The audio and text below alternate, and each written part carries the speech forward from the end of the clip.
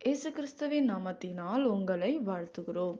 இந்த நல்ல நாளிலே ஆண்டவருடைய வார்த்தையை நாம் பார்க்கலாம். நீதிமொழிகள் 21ஆம் அதிகாரம் 31ஆம் வசனம்.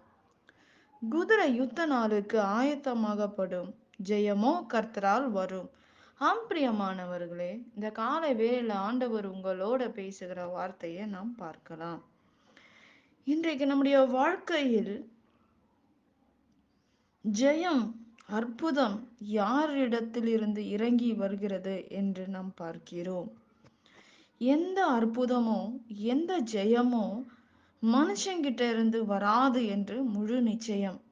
ஆனால் வேதம் சொல்லுகிறது, நீங்கள் எந்த காரியத்தை குறித்து ஆண்டவர் ஆண்டவரிடத்தில் நீங்க கேட்கும்போது ஆண்டவர் நமக்கு அற்புதம் செய்வார். ஒவ்வொரு வாழ்க்கையிலும் அற்புதம் செய்து கொண்டு இருக்கிறார். இன்றைக்கு நீங்களும் நானும் உயிரோடு இருப்பது ஆண்டவருடைய சுத்த கிருபை. அவர் இல்லைன்னா இந்த உலகத்துல நம்மால் வாழ முடியாது. ஆண்டவருடைய வசனத்தின்படி நடக்கிற எவனோ அவன் பாக்கியவான். ஆண்டவருடைய வழியில் ஒரு மனிதன் நடக்கும்போது ஆண்டவர் நம்முடைய காரியங்களை வாய்க்க பண்ணுகிறவராய் இருக்கிறார். நாம் ஆண்டவருக்கு ஒரு விரோதமான ஒரு வாழ்க்கையை வாழும்போது நாம் ஜெபிக்கிற ஜெபங்கள் கேட்கப்படாது. நாம் பாவமற்ற வாழ்க்கையில் இருந்தால், இச்சையோடு நீ வாழ்ந்து கொண்டு இருந்தால், விபச்சாரத்தோடு நீ வாழ்ந்து கொண்டு இருந்தால், நம்முடைய ஜெபங்கள் கேட்கப்படாது, ஜெயம் பரலோகத்திலிருந்து இறங்கி வராது என்று நாம் பார்க்கிறோம். ஆனால் நம்முடைய வாழ்க்கையில் அநேக காரியங்கள், ஆண்டவருக்கு பிரியமில்லாத காரியங்கள் நம்முடைய வாழ்க்கையில் நடந்து கொண்டிருக்கிறது. அந்த காரியத்தை நாம் செய்து கொண்டு இருக்கிறோம். அநேகர் தவறுகளை நான் செய்கிற காரியங்கள் யாருமே பார்க்கல என்று நினைக்கலாம். ஆனால் ஆண்டவருடைய கண்கள் பூமி எங்கும் உலாவி வருகிறது என்று வேதம் சொல்லுகிறது. அவருடைய கண்கள் நம்மை நோக்கி பார்க்கிறது என்று வேதத்தில் நாம் பார்க்கிறோம். பிரியமானவர்களே, நீங்கள் என்ன காரியங்கள் தவறுகள் செய்துவிட்டு ஆலயத்துக்கு சென்றாலும், நீ வேத வாசித்தாலும், ஆண்டவருக்கு பிரியமில்லாத காரியங்கள், துணிகரமான பாவ வாழ்க்கையில நீ இருந்து கொண்டே நீ ஆலயத்துக்கு கடந்து போய், நீ ஆலயத்தில் நான் ஊழியம் செய்கிறேன், நான் அந்த காரியத்தை செய்கிறேன், மனுஷனுக்கு முன்பாக நீ காரியங்கள் செய்தாலும் கர்த்தர் நம்மை கண்ணோக்கி பார்க்கிறார். இப்படிப்பட்ட காரியங்களை துணிகரமாக செய்துவிட்டு என்னுடைய ஜெபத்துக்கு பதில் வரல என்று நீங்க கேட்கும்போது நிச்சயமாக ஆண்டவர் உங்களுடைய பதில் தர மாட்டாரு என்று முழு நிச்சயம். ஆனா தவறான காரியங்கள், தவறான தொடர்புகள், தவறான பேச்சுகள், கெட்ட வார்த்தை, பொல்லாத காரியங்கள் உன் வாயிலிருந்து நீ வரும்போது, அதே வாயிலே ஆண்டவரை நீ துதிக்கும் போது உங்களுக்கு நன்மையான காரியங்கள் பரலோகத்தில் இருந்து இறங்கி வராது. வேதம் சொல்லுகிறது, உங்கள் வாயில் இருந்து கெட்ட வார்த்தை புறப்பட வேண்டாம் என்று வேதம் சொல்லுகிறது. இன்றைக்கு அசுத்தமான வார்த்தையை நீ பேசிக்கொண்டு ஆண்டவரை நீ மகிமைப்படுத்துறது, அசுத்தமான காரியங்களை நீ செய்து கொண்டு இருக்கும்போது நீ ஆண்டவரை நோக்கி பார்க்கிறது, ஆண்டவருடைய காரியத்தை செய்து வேதத்தை நோக்கி வேதத்திலோட வசனத்தை கேட்கிற மாத்திரம் அல்ல, நீ என்ன காரியங்கள் செய்தாலும் உங்களுக்கு நன்மை உன் வாழ்க்கையில் வராது. நீ நன்மையை பார்க்கவே முடியாது. ஆனா வேதம் சொல்லுகிறது, உண்மை உள்ளவர்களுக்கு, பரிசுத்தம் உள்ளவர்களுக்கு தான் ஆண்டவர் பதில் கொடுப்பார். பரிசுத்தமான ஜீவியத்தை நீ வாழும்போதுதான் நீ நன்மைகளை பெற்றுக்கொள்ள முடியும்.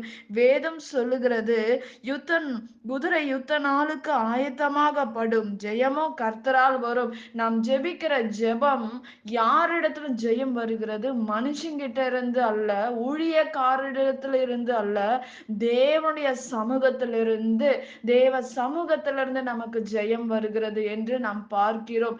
என்னை நோக்கி கூப்பிடு, நான் உனக்கு உதவி செய்வேன். நீ அறியாததும் நீ எட்டாததுமான பெரிய காரியங்களை உன்னுடைய வாழ்க்கையில நான் செய்வேன் என்று வேதம் சொல்லுகிறது. பரிசுத்தம் இல்லாதபடி தேவனை தரிசிப்பது கூடாத காரியம் என்று வேதத்தில் நாம் பார்க்கிறோம்.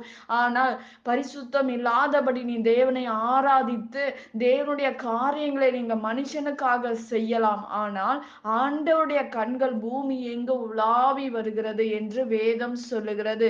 நீ செய்கிற துணிகரமான காரியங்கள், உலக காரியங்கள், பொல்லாத வழிகளில் நீ சிக்கி கொண்டு இருக்கும் போதே நீ ஆண்டவரை தேடினா, உன் குடும்பத்துக்கு நீ ஜெபம் பண்ணினாலும் அந்த ஜெபத்துக்கு பதில் வராது. இந்த நாட்களிலே அநேகருடைய வாழ்க்கையில் பொல்லாத வழிகளை செய்கிற காரியங்கள், பொல்லாத காரியங்கள், ஆண்டவருக்கு விரோதமான செய்கிற காரியங்களை நாம் செய்தால் ஆண்டவருடைய சமூகத்தில் நீ பிரசன்னத்தை உணர முடியாது. ஆண்டவரும் உங்களை பாதுகாக்க பிசாசு தான் நம்மை சுற்றி சூழ்ந்து கொள்ளுகிறதை நாம் பார்க்கிறோம். பிரியமானவர்களே, இன்றைக்கு உங்கள் ஜெபங்களுக்கு பதில் வர வேண்டும் என்றால் நம்முடைய வாழ்க்கையில் உண்மை உள்ளவர்களாக வாழ வேண்டும். பரிசுத்தமுள்ள ஒரு ஜீவியத்தை நீ வாழும்போதுதான் நீ நன்மைகளை உன் வாழ்க்கையில பிரவேசிக்க முடியும். ஒருவர் பாவம் செய்தாலும் உன்னை சுற்றி இருக்கிறவருடைய ஜெபம் கூட கேட்கப்படாது என்று வேதம் சொல்லுகிறது. இன்றைக்கு நம்முடைய வாழ்க்கையில் ஜெபங்களுக்கு பதில் வரவில்லை என்றால் நம்முடைய வாழ்க்கையை யோசிக்க வேண்டும். உன் இருதயமான இருக்கிற காரியத்தை நான் என்ன செய்து கொண்டிருக்கிறோம், நீங்க என்ன காரியங்களை, ஆண்டவருக்கு பிரியமில்லாத காரியங்களை செஞ்சுக்கிட்டு இருக்கீங்க என்று நாம் கவனமாக பார்க்க வேண்டும். பிரியமானவர்களே, இப்படிப்பட்ட காரியங்கள் உங்களுடைய வாழ்க்கையிலிருந்து விலகும் போதுதான் ஆண்டவர் நம்முடைய வாழ்க்கையில் பெரிய காரியங்களை செய்வார், அற்புதங்களை செய்வார். நம் ஜெபங்களுக்கு பதில் வரும் என்று வேதத்தில் அநேக தேவ மனிதர்களை நாம் பார்க்கிறோம். பிரியமானவர்களே, யோசேப்பு என்ற ஒரு மனுஷனை நாம் பார்க்கிறோம். அந்த யோசேப்பு ஒரு இடத்தில் கடந்து, ராஜாவினிடத்தில் கடந்து, ஒரு சிறைச்சாலையிலே அந்த இடத்துல இருக்கும்போது அவனுக்கு ஒரு தவறான காரியங்களை அவனை நோக்கி வருகிறது. ஆனாலும் அந்த யோசேப்பு என்ன செய்கிறார், அவங்களோட இசைந்து இல்லாதபடி ஒரு வாலிபனாய் இருக்கிற அந்த வேளையில் கூட பயபக்தியோட ஆண்டவருக்கு, அப்படிப்பட்ட ஒரு விபச்சாரின் இடத்தில் போகாதபடி, விபச்சாரமான காரியங்களை அவனை நோக்கி, அப்படிப்பட்ட பாவங்கள் அவனை சுற்றி வரும்போது கூட அதை விட்டு அவன் விலகி ஓடினான் என்று வேதம் சொல்லுகிறது. அப்பொழுது அவனை ஆசிர்வதித்தார்.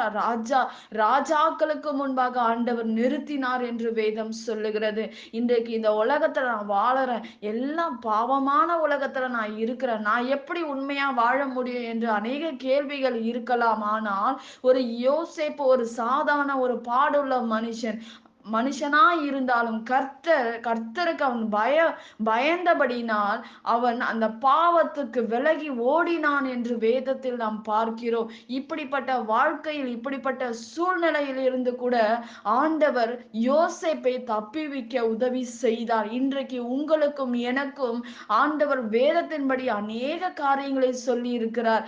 ஆனாலும் வார்த்தையை கேட்கிறோம், ஜெபிக்கிறோம், எல்லாம் தெரிந்தோம். இப்படிப்பட்ட பாவத்தில் துணிகரமாக விழும்போது உன் ஜெபம் கேட்கப்படாது. நீ ஆசீர்வாதத்தை எடுக்க முடியாது, நன்மையை பெற்றுக்கொள்ள முடியாது, உயர்வான நிலையில் நீ கொண்டு போய் ஆண்டவர் உன்னை நிறுத்த முடியாது என்று வேதம் சொல்லுகிறது. நீ பரிசுத்தத்தோடு நீ வாழ்ந்தால், பரிசுத்தமுள்ள ஒரு ஜீவியத்தில் நீ இருந்தால் ஆண்டவர் உங்களுக்கு அற்புதங்களை செய்வார். உங்கள் ஜெபங்களுக்கு ஆண்டவர் பதில் தருவார். நாம் ஜெபிக்கலாம். பரலோகத்தில் வாசமாய் இருக்கிற அன்பின் பிதாவே, உங்க நாம மகிமைப்படுவதாக, உங்க ராஜ்யம் வருவதாக. ஆண்டவரே, இந்த அருமையான வேலையை உங்க கருத்துல நாங்கள் ஒப்பு கொடுக்கிறோம்ப்பா. உங்க நாம மகிமைப்படட்டும் ராஜா. இந்த வார்த்தைக்காக ஸ்தோத்திரம் ஆண்டவரே.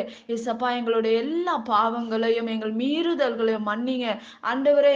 நீ இங்க செய்கிற நன்மைகளுக்கும் அற்புதங்களுக்கும் நாங்கள் செய்கிற பாவமோ சாபமோ தடையா இருக்கக்கூடாது. தயவாக எங்களை மன்னித்து எங்களை மனம் திரும்பும்படி நாங்கள் செபிக்கிறோம்ப்பா. எல்லாவற்றையும் உங்க கரத்துல ஒப்பு கொடுக்கிறோங்க. நாம மகிமைப்படுவதாக இயேசுவின் நாமத்தில் வேண்டுகிறோம் எங்கள் ஜீவனுள்ள நல்ல பிதாவே. ஆமென். கர்த்தர் தாமே உங்களை ஆசீர்வதிப்பாராக. ஆமென்.